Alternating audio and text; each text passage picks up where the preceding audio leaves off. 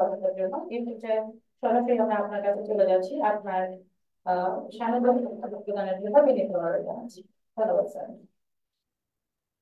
বিসমিল্লাহির রহমানির রহিম।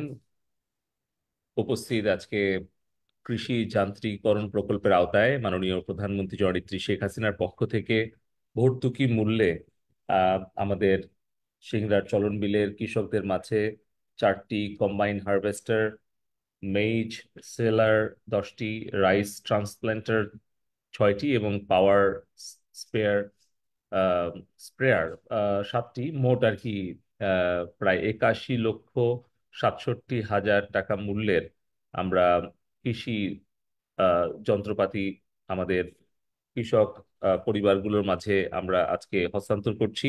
আমি আজকের এই অনুষ্ঠানের সভাপতি, সিংড়া উপজেলার সুযোগ্য নির্বাহী কর্মকর্তা হামিম তাবাসসুম প্রভাকে ধন্যবাদ জানাচ্ছি আজকের এই চমৎকার আয়োজন করার জন্য ডিজিটাল মাধ্যমে। আমি দেখতে পাচ্ছি আমাদের সুযোগ্য কৃষি কর্মকর্তা কাজী ফরিদ এখানে উপস্থিত আছেন আমার শ্রদ্ধেয় চাচি, আমাদের সিংড়া পৌরসভা সিংড়া উপজেলা পরিষদের ভাইস চেয়ারম্যান শামীম হক রোজি এবং উপজেলা আওয়ামী লীগের যুগ্ম সাধারণ সম্পাদক আমার সে ছোট ভাই মাওলানা রুহুল আমিন সহ আমাদের কৃষি পরিবারের সদস্যবৃন্দ, সম্মানিত কৃষক ভাইরা, সাংবাদিকগণ, সবাইকে আমার আন্তরিক সালাম শুভেচ্ছা, আসসালামু আলাইকুম, আদাব, সবাইকে শুভ সকাল। খুব সকাল সকালে আজকের এই আয়োজনটা করার জন্য অনেক ধন্যবাদ। আমি আসলে ব্যক্তিগতভাবে কৃতজ্ঞতা জানাই আমাদের কৃষি কর্মকর্তা এবং কৃষি অধিদপ্তরের সকল সদস্যবৃন্দকে, যে আমাদের কৃষি এবং কৃষকদের উন্নয়নের জন্য আমাদের ঐতিহ্যবাহী আমাদের যেই চলন বিল, আমরা শস্য ভাণ্ডার, মৎস্য ভাণ্ডার হিসেবে সারা বিশ্বের কাছে সুপরিচিত এবং সেই আহ, ফলে ফসলে আমাদের প্রাকৃতিক সম্পদে ভরপুর আমাদের এই চলন বিল দিনে দিনে আরো সমৃদ্ধ হচ্ছে। আমি আজকে সকালেই চ্যানেল 24 একটা নিউজ দেখছিলাম, এখানে দেখছি আমি সাইফুল ও উপস্থিত আছে, এবং আমাদের পরিবেশ প্রতিবেশ এবং আমাদের মৎস্য পশু সম্পদ রক্ষার জন্য আমাদের একদল যে সাহসী আহ, প্রকৃতির সুরক্ষার জন্য কর্মী কাজ করছে তাদেরকে ধন্যবাদ দেই। আমাদের পাখির কলতানে এখন চলন বিল মুখরিত। আমাদের কৃষকরা যখন ধান কেটে ঘরে নিচ্ছে, একই সাথে কিন্তু সেই মাঠে আমাদের পাখি বিচরণ করছে অবাধে নির্বিঘ্নে। তার জন্য আমি পুলিশ প্রশাসন এবং আমাদের প্রকৃতি প্রেমী যে কর্মীরা আছেন তাদেরকে বিশেষভাবে ধন্যবাদ দেই। এখন আমাদের কিন্তু চলন বিল শস্য ভাণ্ডার, মৎস্য ভাণ্ডারের পাশাপাশি প্রাকৃতিকভাবেও সমৃদ্ধ, জীববৈচিত্র্য রক্ষায় একটা উজ্জ্বল দৃষ্টান্ত হিসেবে বাংলাদেশে পরিচিতি লাভ করেছে। তো আমি আসলে খুবই আনন্দিত যে আমাদের আজকে কৃষকদের মুখে হাসি ফুটিয়েছেন মাননীয় প্রধানমন্ত্রী জননেত্রী শেখ হাসিনা। জাতির পিতা বঙ্গবন্ধু শেখ মুজিবুর রহমানের আজীবন লালিত স্বপ্ন ছিল এদেশের কৃষক শ্রমিক মেহনতি মানুষের মুখে হাসি ফোটানো। বঙ্গবন্ধু সবসময় কিন্তু বলে গেছেন যে আমাদের কৃষক শ্রমিকদের যাতে পেট ভরে তারা ভাত খেতে পায়, আমাদের মা বোনরা যাতে পরনের কাপড় পায়, আমাদের তরুণ যুবকরা যাতে চাকরি বা কাজ পায়, এইটাই ছিল তার জীবনের একমাত্র লক্ষ্য। বঙ্গবন্ধু বহুবার তার বক্তব্যে, তার নির্বাচনী ইশতেহারে, এমনকি সংবিধানেও কিন্তু যে 5টি মৌলিক অধিকার সংরক্ষিত করে গেছেন বঙ্গবন্ধু, সেখানেও কিন্তু অন্ন, বস্ত্র, বাসস্থান, শিক্ষা এবং চিকিৎসা, 5টি মৌলিক চাহিদাকে উনি পূরণের দায়িত্বটা রাষ্ট্রের উপরে দিয়ে গেছেন। আর সেই অসমাপ্ত স্বপ্নগুলো, অর্থনৈতিক মুক্তির সংগ্রামকে সফল করেছেন বঙ্গবন্ধুর কন্যা জননেত্রী শেখ হাসিনা। আমার খেয়াল আছে ছোটবেলায় যখন আমি ছাত্র ছিলাম, আমাদের এই চলন বিলে কৃষকদের হাহাকার ছিল পানির জন্য, সারের জন্য, তেলের জন্য, বীজের জন্য, আর বিদ্যুৎ তো এখানে আমার মুরব্বীরা যারা আছেন তারা বলতে পারবেন, বিদ্যুৎ ছিলই না। কারণ আমার সিংড়াতে আমি যখন সংসদ সদস্য নির্বাচিত হই 2008 সালে, তার আগে আমাদের সিংড়ার 30% ঘরেও বিদ্যুৎ ছিল না। মাত্র কয়েকশো বৈদ্যুতিক মোটর চালিত সেচ পাম্প ছিল এখানে। আমার চাচি ভাইস চেয়ারম্যান, উনি সরাসরি মাঠের কৃষক, আমিও কৃষকের সন্তান। মূলত আমার বাবার থেকে আমার মাই কৃষিকাজ বেশি করতো, কারণ আমার বাবা হয়তো রাজনৈতিক বা অন্যান্য কাজে ব্যস্ত থাকতেন। আমি দেখেছি মাঠে, আমি যে দেখেছি, আমি ছাত্র জীবনে দেখেছি আমার এই কোর্ট মাঠে, আমার খেয়াল আছে এখানে হয়তো অনেক কৃষক মুরব্বীরা আছেন, আমার বড় ভাইয়েরা, চাচারা আছেন। 91 থেকে 96 সাল যখন বিএনপি সরকার ক্ষমতায় ছিল, সেই সময়ে এই কোর্ট মাঠে ন্যায্য মূল্যে ইউরিয়া সারের দাবিতে এখানে আন্দোলন করার কারণে এখানে ছাত্রদল, বিএনপির ক্যাডাররা আমাদের কৃষকদের ওপরে হামলা করেছিল, তাদেরকে রক্তাক্ত করেছিল। এবং মানে বিএনপির নেতাদের টোকেন ছাড়া কেউ এক বস্তা সার পেত না, তাও 3 গুণ 4 গুণ 5 গুণ দাম দিয়ে পেতে হতো এক বস্তা সারের জন্য। এরকম হাহাকার আমি আমার নিজের চোখে দেখেছি, কৃষককে রক্তাক্ত হতে দেখেছি। আর দিনাজপুরে তো আপনাদের খেয়াল আছে, 18 জন কৃষককে গুলি করে হত্যা করা হয়েছিল, মেরে ফেলা হয়েছিল। আবার একই রকম ভাবে 2001 থেকে 2006 সাল যখন বিদ্যুতের দাবিতে এই আমাদের রাজশাহী বিভাগেরই চাঁপাইনবাবগঞ্জের কানসাটে, সেখানে কিন্তু সম্ভবত 14 জন বা 16 জন কৃষককে গুলি করে হত্যা করা হয়েছিল। তারা শুধু নিরবিচ্ছিন্ন বিদ্যুৎ চেয়েছিল। আমার মনে আছে যেই কয়েকশো মোটর চালিত পাম্প ছিল সেচের, সেটাও চলতো না। জমি ফেটে চৌচির হয়ে যেত পানির অভাবে। আমাদের কৃষকরা কিন্তু ফসল ফলাতে পারতো না। কিন্তু দেখেন, এই 2 বছর করোনা গেল, তারপরে 2 বছর ইউক্রেন রাশিয়া যুদ্ধ, 1 বছর প্যালেস্তাইনের ওপরে ইসরায়েলের যে বর্বর হামলা, এই যে যুদ্ধ অবস্থা, এই অচল অবস্থার মধ্যেও কিন্তু আমাদের এই 17 কোটি মানুষের মুখে আহার তুলে দিচ্ছে প্রায় 3.5 কোটি আমাদের কৃষি শ্রমিক ভাই বোনেরা, যারা কিন্তু মাথার ঘাম পায়ে ফেলে রক্ত ঘাম করে তারা এই 42 ডিগ্রি 43 ডিগ্রি তাপমাত্রার মধ্যে মাঠে যেয়ে কাজ করছেন, আবার বৃষ্টির মধ্যে ভিজছেন, কাদার মধ্যে কষ্ট করে এই আমাদের সোনার ফসল ফলাচ্ছেন আমাদের সোনার কৃষকরা।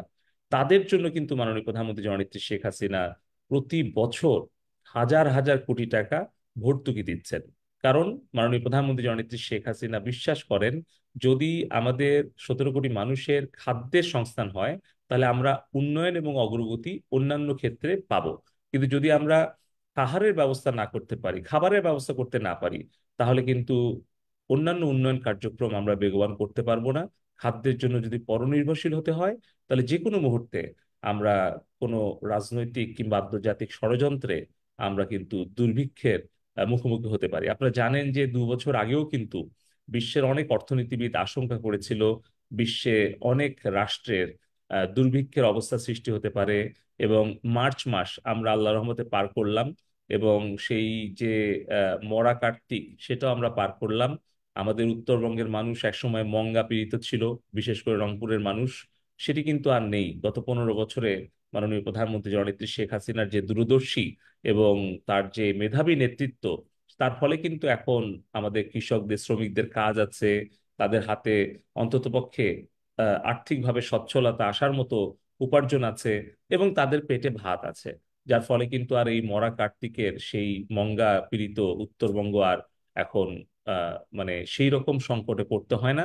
এবং গত মার্চে যে একটা দুর্ভিক্ষ হওয়ার একটা আশঙ্কা ছিল, সেটাও কিন্তু আমরা কাটিয়ে উঠতে পেরেছি মাননীয় প্রধানমন্ত্রী জননেত্রী শেখ হাসিনার সুযোগ্য নেতৃত্ব এবং আমাদের কৃষক ভাই বোনদের অক্লান্ত পরিশ্রম। যার ফলে বঙ্গবন্ধু যে বলতেন যে সোনার বাংলা গড়তে হলে সোনার মানুষ চাই, আমি মনে করি বঙ্গবন্ধুর সেই সোনার মানুষের আদর্শ দৃষ্টান্ত হচ্ছেন আমাদের সোনার কৃষক ভাই বোনেরা। তারাই কিন্তু বাংলার এই সোনার মাটিতে, তারা বঙ্গবন্ধুর সেই সোনার বাংলা গড়ে তুলতে তারা এই সোনার ফসল ফলাচ্ছেন, যারা কিনা 17 কোটি মানুষের খাদ্যের চাহিদা পূরণ করছেন। এখন আসি আমাদের কৃষির যান্ত্রিকীকরণ কেন প্রয়োজন। কারণ আপনারা খেয়াল করেছেন, 2020 21 22 এই 3টা বছর করোনাকালীন সময় কৃষি শ্রমিকের যে সংকট তৈরি হয়েছিল, সেই সময় মাননীয় প্রধানমন্ত্রী শেখ হাসিনার নির্দেশে আমাদের আহ, ছাত্রলীগ, কৃষক লীগ, শ্রমিক লীগ, এমনকি আমাদের মহিলা আওয়ামী লীগ, তারাও কিন্তু মাঠে নেমে জনপ্রতিনিধি, আমাদের মেয়র, চেয়ারম্যান, রাজনৈতিক নেতৃবৃন্দ, তারা কৃষকদের পাশে দাঁড়িয়েছে। ধান কেটে প্রধানমন্ত্রীর নির্দেশ পালন করে গোলায় তুলে দিয়েছে। প্রশাসনিক কর্মকর্তারা আমি দেখেছি, আমাদের নাটোরের জেলা প্রশাসক, আমাদের সিংড়ার আহ, আহ, নির্বাহী কর্মকর্তা, এসি ল্যান্ড, তারাও কিন্তু মাঠে নেমে গেছে, পিআইও। এই যে একটা জাতীয় ঐক্য, এই যে দেশপ্রেমে উদ্বুদ্ধ করে মানুষকে ঐক্যবদ্ধ করেছিলেন জননেত্রী শেখ হাসিনা, তার ফলেই কিন্তু আমরা স্বল্প সম্পদ দিয়ে আমরা এই এই মারাত্মক একটা মহাসংকট আমরা কিন্তু আসলে মোকাবেলা করতে পেরেছিলাম। তো আজকে আমি মাননীয় প্রধানমন্ত্রীকে ধন্যবাদ জানাতে চাই যে আমাদের যে কম্বাইন হারভেস্টার, এটা যদি উনি না দিতেন তাহলে সেই সময় কিন্তু আমাদের ধান কেটে আনা সম্ভব হতো না। আমাদের রাজনৈতিক নেতৃবৃন্দ, জনপ্রতিনিধি, প্রশাসনিক কর্মকর্তা কর্মচারী, তারা যদি মাঠে না নামতেন, তাহলে সেদিন জীবনে ঝুঁকি নিয়ে কাজ না করতেন, তাহলে কিন্তু আমরা কৃষকদের এই কাজগুলো করতে পারতাম না।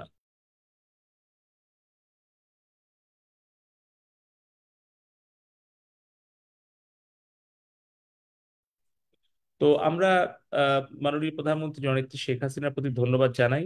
পাশাপাশি এখন কৃষির যান্ত্রিকরণের পাশাপাশি আমরা কৃষিতে কিন্তু আহ, স্বয়ংক্রিয় পদ্ধতিতে internet of things, artificial intelligence, machine learning, robotics, এগুলো কিন্তু ব্যবহারের সময় চলে এসছে। কারণ এখন কৃষকের সন্তান কিন্তু আর কৃষক নাই, তারা কিন্তু পড়াশোনা করে তারা আধুনিক স্মার্ট কৃষক হতে যাচ্ছে।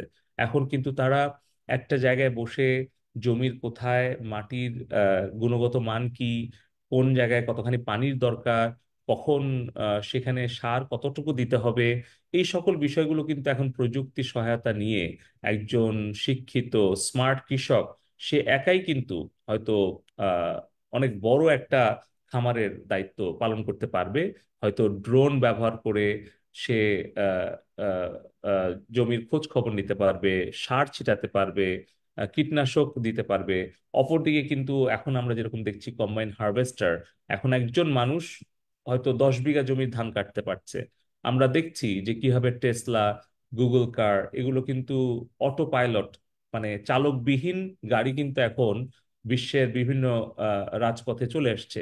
হয়তো খুব বেশি দিন দূরের কথা না, এখন শুনলে হয়তো রূপকথার মতো শোনাবে, কিন্তু খুব বেশি দিন দূরের কথা না। আমরা কিন্তু ছোটবেলায় কোনোদিন ভাবিনি যে আমাদের এই চলন বিলে কৃষক জননেত্রী শেখ হাসিনার দেওয়া উপহার কম্বাইন হারভেস্টার দিয়ে ধান কাটবে, ধান মাড়াই করবে এবং মানে বস্তায় ভরে ফেলবে।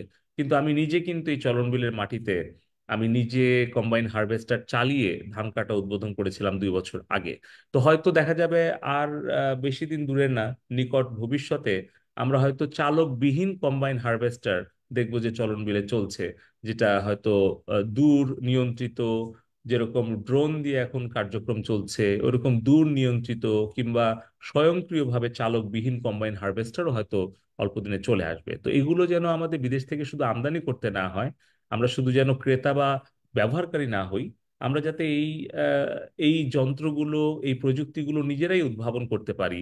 তার জন্য কিন্তু মাননীয় আইসিটি উপদেষ্টা সজীব ওয়াজেদ জয় ভাই স্মার্ট কৃষি একটা প্রকল্প গ্রহণ করেছেন, যেটা আমরা খুবই আনন্দিত যে আমরা গত কয়েকদিন আগেই ডিজিটাল পল্লী স্মার্ট এক্সপো আমরা করলাম, বাংলাদেশের প্রথম জিআই পণ্য মেলা করলাম। এখন আমরা স্মার্ট ভিলেজ প্রকল্পের আওতায় আমাদের কৃষি উৎপাদন বৃদ্ধি, খরচ কমানো, বাজারজাতকরণ, ই কমার্স এবং পাশাপাশি স্বয়ংক্রিয় যান্ত্রিক প্রয়োগ, প্রযুক্তির প্রয়োগটা আমরা নিশ্চিত করে আমাদের কৃষি এবং কৃষককে আমরা স্মার্ট কৃষিতে রূপান্তরিত করতে চাই। 41 সাল নাগাদ যে স্মার্ট বাংলাদেশের উপকল্প জননেত্রী শেখ হাসিনা দিয়েছেন, সেখানে কিন্তু কৃষক, শ্রমিক, কৃষি, পোশাক, প্রযুক্তি, সব শিল্পই কিন্তু স্মার্ট হবে। অর্থাৎ স্বল্প সম্পদ ব্যবহার করে টেকসই উন্নয়নের মধ্য দিয়ে পরিবেশগত বিষয়গুলো মাথায় রেখেই কিন্তু আমাদের প্রত্যেকটা উন্নয়ন কার্যক্রম হবে। আমাদের নাগরিক যেমন হবে সাশ্রয়ী, সৃজনশীল, উদ্ভাবনী, সমস্যা সমাধানকারী, দেশপ্রেমিক, প্রগতিশীল স্মার্ট নাগরিক, একই রকম ভাবে কিন্তু আমাদের এই স্মার্ট কৃষকদেরকেও আজকে যেরকম 10 টাকা ব্যাংক অ্যাকাউন্ট মাননীয় প্রধানমন্ত্রী জননেত্রী শেখ হাসিনা করে দিয়েছেন, আমরা এখন চেষ্টা করছি ক্যাশলেস ট্রানজাকশনে যেতে। তো আমি আরো আনন্দের সাথে জানাই যে আমাদের যে 300 কিলোমিটার খাল খনন করা হয়েছে, এর বাইরেও আমরা আরো নতুন একটি চলনবিল উন্নয়ন প্রকল্প হাতে নিয়েছি, 4,000 কোটি টাকার ওপরে। সেখানেও কিন্তু আমাদের পরিবেশের বৈচিত্র্য এবং প্রাকৃতিক বৈচিত্র্য এবং আমাদের যে জীব বৈচিত্র্য, এটা সংরক্ষণ করে চলন বিলের যেই আহ, আহ, মানে প্রাকৃতিক সৌন্দর্য এবং জীব বৈচিত্র্য, সেটাকে সংরক্ষণ করে কিভাবে আমাদের আধুনিক কৃষি, স্মার্ট কৃষি এবং স্মার্ট কৃষকদেরকে সহযোগিতা করা যায়, তার জন্যই কিন্তু আমরা চলন বিল উন্নয়ন প্রকল্প হাতে নিয়েছি। আশা করছি যে এটি অনুমোদন হলে, এটি প্ল্যানিং এ আছে, তাহলে কিন্তু আমাদের একদিকে যেরকম ফসলের উৎপাদন বৃদ্ধি হবে, অপরদিকে মৎস্য সম্পদে সমৃদ্ধ হব, এবং যোগাযোগ এবং আমাদের কৃষির বাণিজ্যিকরণেও এটা ব্যাপক একটা ভূমিকা রাখবে। এর পাশাপাশি আমাদের একটি কৃষি গবেষণা ইনস্টিটিউট, মৎস্য গবেষণা ইনস্টিটিউট, এটি প্রতিষ্ঠার জন্য কিন্তু মাননীয় প্রধানমন্ত্রী অনুমোদন করে দিয়েছেন। এখন এটা প্রকল্পটা প্রক্রিয়াধীন আছেন। আমরা যদি একটা ভালো জায়গা দিতে পারি, উপজেলা নির্বাহী কর্মকর্তাকে বলবো দ্রুত যেন সেই ব্যবস্থাটা গ্রহণ করা হয়। তৃতীয় আর একটা সুখবর, যে আমাদের নাটোরে যেই আম, বাংলাদেশ ক্ষুদ্র এবং কুটির শিল্প যেই আছে আমাদের শিল্প মন্ত্রণালয়ের আওতায়, বিসিক শিল্পনগরী, আমাদের কিন্তু বিসিক টু শিল্পনগরী আমরা সিংড়াতে করার একটা সুযোগ পেয়েছি। আমাদের সিংড়ার কৃতি সন্তান শিল্প সচিব জাকিয়া সুলতানা, উনাকেও ধন্যবাদ দিই এই ব্যাপারে। উনার যে সহযোগিতা আমি পেয়েছি।